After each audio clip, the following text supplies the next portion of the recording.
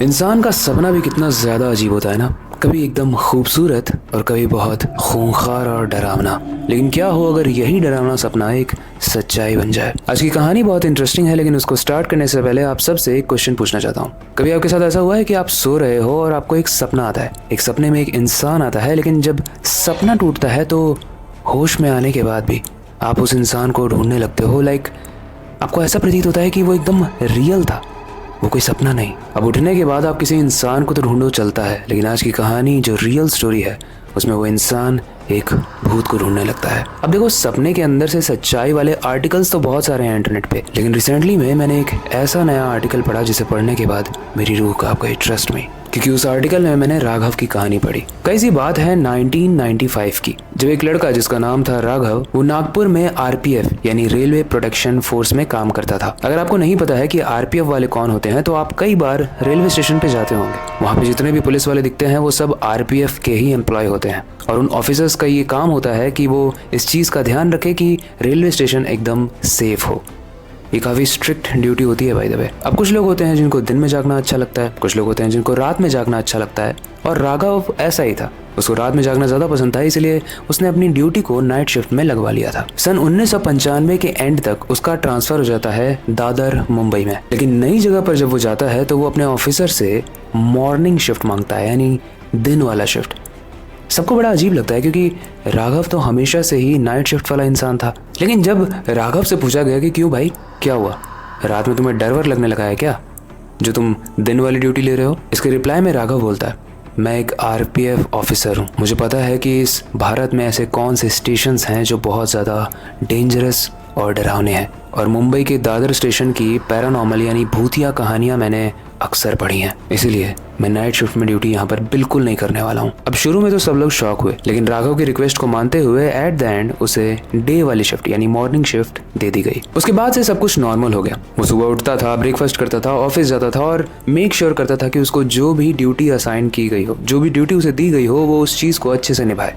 क्योंकि उसके दिमाग में एक चीज़ थी, अगर मैं अपनी ड्यूटी को अच्छे से दिन में नहीं निभाऊंगा तो शायद मैं नाइट शिफ्ट में डाल दिया जाऊंगा। राघव एक ऐसा इंसान था जिसको भूत और प्रेत पे बिलीव था। वो मानता था कि ये चीजें होती हैं दुनिया में। वो इन चीजों की कहानियां भी पढ़ता रहता था, और शायद यही रीजन है कि वो नाइट शिफ्ट में, स्पेशली दादर वाले रेलवे स्टेशन में नहीं जाना चाहता था। 3 महीने तक तो सब कुछ सही चला। इन 3 महीनों में कभी कभी ऐसा भी हुआ कि जिसकी ड्यूटी नाइट में लगी थी वो अवेलेबल नहीं था, तो राघव को भेजा गया, और राघव ने ऐसा कोई भी डरावना चीज एक्सपीरियंस नहीं किया। इसका मतलब अभी तक तो सब कुछ ठीक चल रहा है कहानी में, लेकिन आगे आने वाला है बहुत ही डरावना ट्विस्ट। क्योंकि राघव का घर जो था वो रेलवे कॉलोनी में ही था, जो कि दादर रेलवे स्टेशन के बहुत ही करीब था। और रात में जो गतिविधियां होने लगी वो सुनने के बाद आपकी रूह कांप जाएगी। लेकिन उससे पहले, हेलो गाइस, मेरा नाम है अविनाश कुमार और आप देख रहे हो Seiko official show horror stories. Guys, जैसा मैंने आपको बताया कि राघव का घर रेलवे स्टेशन के काफ़ी पास था। एक रात उसको नींद नहीं आ रही थी, तो बस नींद टूटते ही वो उठ गया और सोचता है कि चलो मैं वॉक करके आता हूँ। अब रात के 3 बज गए थे और स्टेशन एकदम पास में ही था, तो वॉक करने के लिए कोई और जगह नहीं थी। वो स्टेशन में गया और प्लेटफॉर्म नंबर 5 पर चला गया। अब बड़ी ही अजीब चीज़ थी कि जैसे ही वो प्लेटफॉर्म नंबर 5 पर जाता है, प्लेटफॉर्म तो बहुत खाली था, लेकिन उसकी नज़र जाती है एक बहुत ही ऊंची सी बिल्डिंग पर, जिसके किनारे पर एक लड़की खड़ी थी, मानो वो वहां से कूदकर सुसाइड करने वाली थी। राघव तुरंत किसी तरीके से लिफ्ट लेता है और वहां ऊपर वाले फ्लोर पर पहुंचता है, और जैसे ही वो छत पर पहुंचता है वहां अकेली खड़ी लड़की रो रही थी, चीख रही थी। राघव उसका हाथ पकड़ता है तो वो बोलती है, मुझे जाने दो, मेरा कोई नहीं है। राघव बोलता है, मैं एक आरपीएफ ऑफिसर हूँ, और अगर तुमने सुसाइड करने की कोशिश की मैं तुम्हें जेल भेज दूंगा। राघव बोलता है, तुम्हारा घर कहाँ है, चलो तुम्हारे पेरेंट्स से बात करता हूँ। शुरू में तो वो मानती नहीं है, लेकिन काफ़ी बात करने के बाद वो कन्विंस हो जाती है और राघव को अपने घर ले चलती है। उस लड़की का घर स्टेशन से थोड़ी दूर एक बिल्डिंग के पास 3rd फ्लोर पर था। घर बहुत पुराना था, एकदम टूटा फूटा, और मेन दरवाज़ा जिससे उन लोगों ने एंट्री ली, उसके अलावा उस घर में कोई दरवाज़ा ही नहीं था। दरअसल वो लड़की बताती है कि रिसेंटली में ही उसके माँ बाप की मृत्यु हुई, और उसके माँ बाप के अलावा इस दुनिया में उसका अब कोई नहीं है। राघव उसकी बात तो सुन रहा था, लेकिन उसके मन में एक और चीज़ आ रही थी। कि यार ये लड़की कितनी खूबसूरत है। वो लड़की दिखने में लगभग 18 से 19 साल की एज की होगी।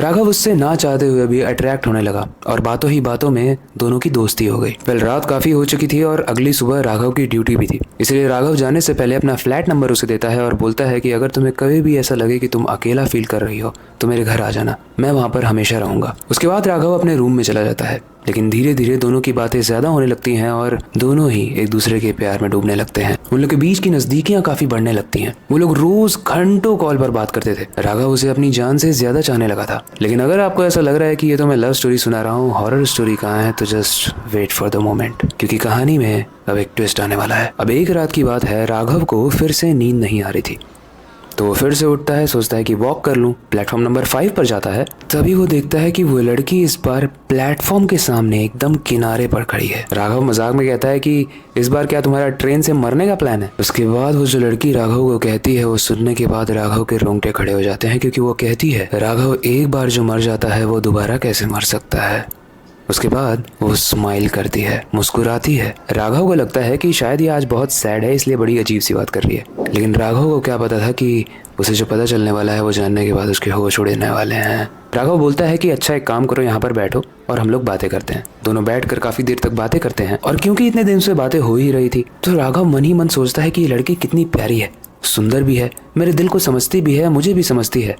मुझे लगता है मुझे इससे शादी कर लेनी चाहिए, इसे प्रपोज कर देना चाहिए, इसे अपनी दिल की बात कह देनी चाहिए। उसके बाद राघव को उसके दोस्त सुरेश का कॉल आता है और राघव जब उसे उठाता है तो सुरेश बोलता है कि मैं तेरे पास आ रहा हूँ, मुझे कुछ काम है। जैसे ही राघव को पता चलता है कि सुरेश उसके पास आ रहा है, वो उस लड़की को कहता है कि तुम यहाँ से अब चली जाओ, क्योंकि मैं नहीं चाहता कि तुम्हारा ये खूबसूरत चेहरा कोई भी देखे। वो लड़की तुरंत अपनी बिल्डिंग में वापस चली जाती है। लेकिन सुरेश जब राघव के पास आता है तो सुरेश बोलता है मैं तेरे घर में गया था, तू वहाँ नहीं मिला। रात के 3:30 बजे तू प्लेटफॉर्म पे क्या कर रहा है राघव? राघव सुरेश को पूरी कहानी बताता है और बताते हुए कहता है कि तेरी एक भाभी बन गई है, मैं डायरेक्ट तुझे उससे मिलवाऊंगा। अभी राइट नाउ वो थोड़ी कंफर्टेबल नहीं है ना मिलने में। सुरेश पूछता है अच्छा वो रहती कहाँ है भाभी? राघव बोलता है वो सामने वाली बिल्डिंग दिख रही है, उसके 3rd फ्लोर पे रहती है वो। सुरेश के होश उड़ जाते हैं और वो कहता है जिस बिल्डिंग पे तू पॉइंट कर रहा है ना, वो बिल्डिंग कब की खंडहर हो चुकी है, वहाँ कोई भी नहीं रहता, ना वॉचमैन, ना लाइट और ना ही कोई लड़की। तू वहाँ किस लड़की से मिल के आया है? राघव बोलता है अरे यार बिल्डिंग पुरानी है, थोड़ी खंडहर जैसी दिखती जरूर है, बट लोग रहते हैं और वो भी रहती है, वो 3rd फ्लोर पे रहती है, मैं मिल के आया उससे। सुरेश राघव के कंधे पर हाथ रख के बोलता है कि भाई जिससे तू बात करके आया है वो कोई इंसान नहीं बल्कि एक मरा हुआ इंसान, यानी कोई आत्मा या भूत है। उसके बाद सुरेश बोलता है कि अगर तुझे इतना ही कॉन्फिडेंट है कि वो वहाँ पे रहती है तो मुझे ले चल वहाँ पे और दिखा मुझे। राघव सुरेश का हाथ पकड़ता है और सीधे उस बिल्डिंग के 3rd फ्लोर पे ले जाता है। लेकिन आज थोड़ा डिफरेंस था, आज कोई भी लाइट नहीं जल रही थी और जैसे ही वो लोग 3rd फ्लोर पे पहुंचते हैं उसका दरवाज़ा टूटा हुआ था और अंदर से पूरे तरीके से रूम जला हुआ था। इनफैक्ट वो पूरी बिल्डिंग ही एकदम जली हुई प्रतीत हो रही थी। थोड़ी ही देर में वो बिल्डिंग खिसकने लगती है और सुरेश बोलता है कि हमें जल्दी से नीचे चलना चाहिए क्योंकि ये बिल्डिंग बहुत कमज़ोर है। राघव बोलता है कमज़ोर है मतलब? उसके बाद सुरेश बताता है कि बहुत साल पहले मुंबई के इस दादर रेलवे स्टेशन पर आग लग गई थी जिसमें बहुत सारे लोग मर गए थे और ये आग यहाँ के आसपास की बिल्डिंग्स में भी पहुँच गई थी, जिसमें से ये वाली बिल्डिंग पूरे तरीके से जल चुकी थी। यानी इसमें जितने भी लोग थे वो चिल्लाते रहे, हेल्प मांगते रहे, लेकिन कोई भी उनकी मदद नहीं कर पाया। उसके बाद सुरेश राघव से कहता है तुझे याद है तू कहता था कि दादर रेलवे स्टेशन बहुत हॉन्टेड है, बहुत डरावना है। वो क्यों है पता है?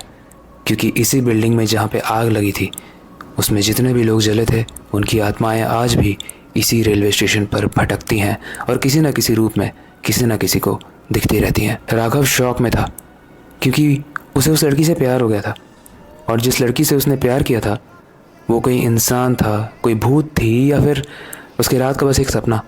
राघव को ये समझ ही नहीं आ रहा था। उसके बाद राघव जब रात में सोने के लिए आंखें बंद करता है तो उसे फिर से वो लड़की नजर आती है, लेकिन जब वो जागता है तो वो लड़की गायब हो जाती है, वो लड़की उसे मिलती ही नहीं है। राघव जब आंख बंद करता है तो वो बहुत खुश होता है, लेकिन राघव जब उठता है तो वो बहुत दुखी होता है और इसी इमोशंस के स्विच के चक्कर में उसका दिमाग मेंटल और पागल होने लगता है और इसी चक्कर में एक दिन वो उसी बिल्डिंग पर जाकर कूद कर अपनी जान दे देता है।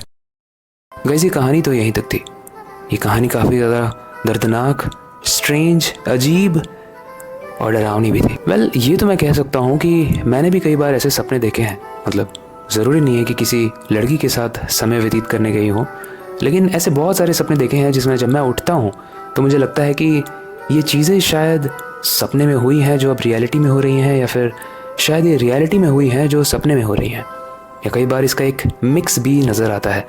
क्या आपके साथ कभी ऐसा हुआ है कि आपने किसी चीज़ को सपने में देखा हो और सच में एकदम हूबहू वैसा ही चेहरा आपके सामने नज़र आए? वेल, हो सकता है अगर जगने के बाद वो चेहरा आपके सामने नज़र आ रहा है तो वो चेहरा असली नहीं, कोई मायावी भूत हो। वेल, आपको क्या लगता है आप हमें कमेंट सेक्शन में ज़रूर बताना। आई होप आज की स्टोरी आपको सुपर इंटरेस्टिंग लगी होगी, थोड़ी सी डरावनी भी लगी होगी और काफ़ी मज़ा भी आया होगा। ऐसी ही और इंटरेस्टिंग वीडियोस हम बनाने वाले हैं समय के साथ, इसलिए मेक श्योर कि आप इस पेज से जुड़े रहना।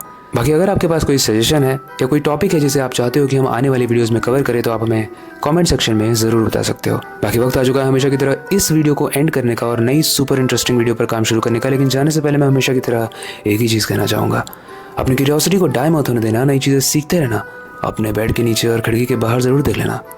मिलते हैं अगली वीडियो में।